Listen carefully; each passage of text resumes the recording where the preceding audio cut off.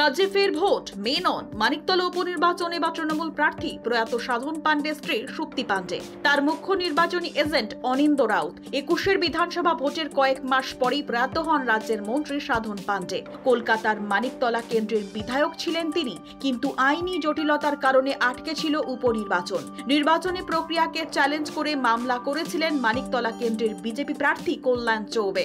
সম্প্রতি সেই মামলা খারিজ করে আদালত, সঙ্গে নির্দেশ অবিলম্বে উপনির্বাচন করতে হবে। 10 জুলাই উপনির্বাচন হবে মানিকতলা কেন্দ্রে। এদিন দলের কোর কমিটির সদস্য ও মানিকতলা কেন্দ্রের অন্তর্গত 8 ওয়ার্ডে কাউন্সিলরদের সঙ্গে বৈঠকে বসেন মমতা বন্দ্যোপাধ্যায়। শোনা যাচ্ছিল বাবার কেন্দ্রে উপনির্বাচনে প্রার্থী হতে পারেন সাধন কন্যা শ্রেয়া পাণ্ডে। সূত্রের খবর, বৈঠকে স্ত্রী সুপ্তিকেই প্রার্থী করার ইচ্ছা প্রকাশ করেন স্বয়ং তৃণমূল নেত্রী। বৈঠকে তাঁর ইচ্ছাতেই সায় দেন দলের কোর কমিটির সদস্যরা। পার্টি নির্ধারিত পথেই এগোবো, আর ডেফিনেটলি মাননীয় নেত্রী আমাদের মমতা বন্দ্যোপাধ্যায়ের কিছু দেখানো রাস্তা আছে এবং সব দেখানো রাস্তাটাই সামাজিক কাজের উপর ভিত্তি করে। সামাজিক কাজকর্মে তো থাকেই সবসময়। সাধনবাবুর সঙ্গে দীর্ঘ পথ চলার অভিজ্ঞতা, শ্রেয়াও জায়গাটাকে অনেক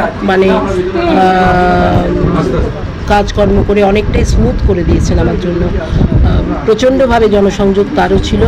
এই 2.5 বছর ধরে একটা এত বড় বিধানসভায় এত কর্মী দেখতে পাচ্ছ, তাদের সুখ সুবিধা চাহিদা কে মেটালো, কে মেটাতে এসেছিল? আমরাই তো ধরে রইলাম গ্রাসরুট লেভেলের কর্মীগুলোকে, যার জন্য তারা অপেক্ষা করছিল কবে এই পরিবারের কেউ পাবে।